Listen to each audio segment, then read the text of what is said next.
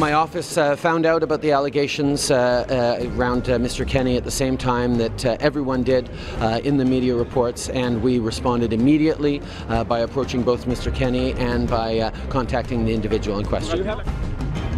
That's Justin Trudeau talking about the allegations of sexual misconduct, such graphic misconduct alleged against Liberal Senator Colin Kenney. Well, that's what he said yesterday, but did his explanation make sense? Did it add up? Here's a timeline of what happened with these allegations. Let me walk you through it.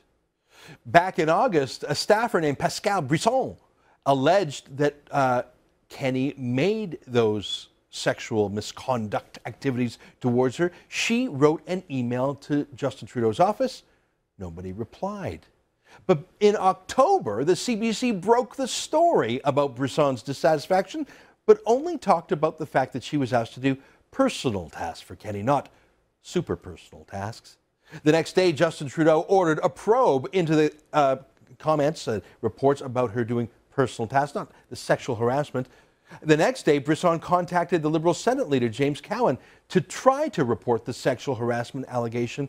Again, October 28th, Brisson met with Trudeau's chief of staff, Cyrus Reporter, months after her first attempt to complain.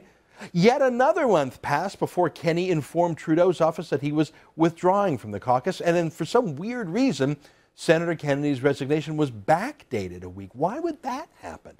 Then the story broke the day after of the sexual misconduct allegations, and then yesterday was Justin Trudeau's first comments. Well, we put a question to Justin Trudeau again today to try and sort this all out, and here is what he said today. We have actually demonstrated through this process a level of taking responsibility seriously. As soon as we found out about these allegations, we moved on them immediately. Meetings with the interested parties, response, engagement with the appropriate authorities for potential investigations. We are actually proud of how we've handled this situation of serious allegations, and we stand by that. Well, he said he moved on immediately, but did he? Joining us now to talk about this is Sun News commentator Sarah McIntyre. Hey, Sarah, welcome to the show. Thanks for having me. I'm trying to figure this out, and here's why it matters. I mean, I do not hold Justin Trudeau personally responsible for the alleged grotesque conduct of Senator Kenney. I say again, they're just unproved allegations at this point, but they were so abusive. I'm not going to hold Justin Trudeau accountable for that, but I want to know how he works. I want to know how his office works. I want to know what they do when there is a credible, on the face of it, report of sexual harassment. And his answer about acting immediately and moving immediately, well, the calendar doesn't add that up. And then backdating it, I don't get that. What do you make of this whole thing? Something's amiss here. They found out about the allegations October 24th. They did not take action, did not accept his resignation from caucus until November 20th. So when was the resignation offered? Was it offered but not accepted, or offered and backdated? Do we know? It was offered and backdated to November 13th. Now, why that is backdated to the 13th, I have no... Do you think that's important, or do you think that's like a typo?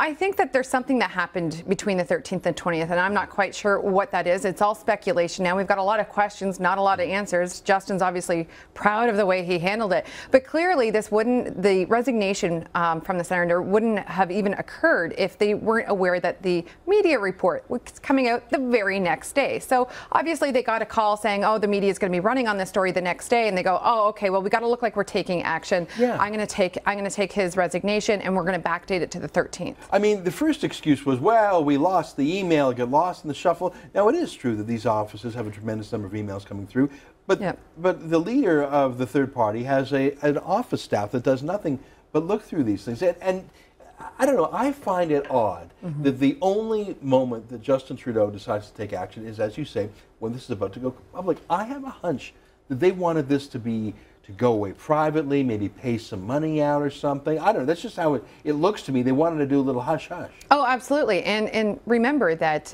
he launched the investigation into the misuse of Senate resources for the staffer doing all the personal errands for the senator, including getting a personal trainer, only a day after, again, the media report went out. So I think we're seeing a pattern here. And I don't think that Senator Kenney would have been kicked out of caucus unless these sexual harassment allegations had actually hit the media. They would have hoped that it just went quiet. But here's the thing. Here's the double standard. As Justin Trudeau stands up in the House and says, let's have some accountability, you know, someone should be held accountable for what happened in the Prime Minister's office. There's no one. He's not asking any of those questions of his office or his own staff. So, you know, he should be trying to track down that original email. I'd like to see it. I mean, I wonder if they'll publicize it. I highly doubt it, but it'd be interesting to actually talk to the former staffer who quit actually after just only 2 months to see who she actually sent the email to. No one knows that yet, and there is no answer from Justin Trudeau as to why was it a month after their office found out about the allegations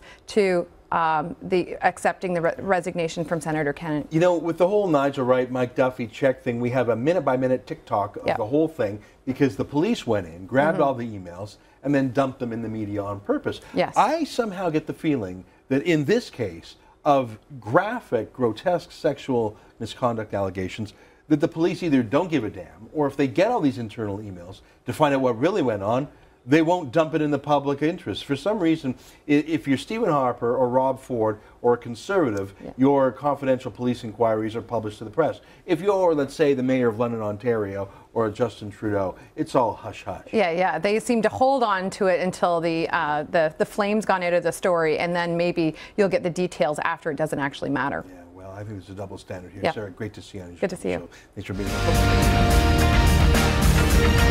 here.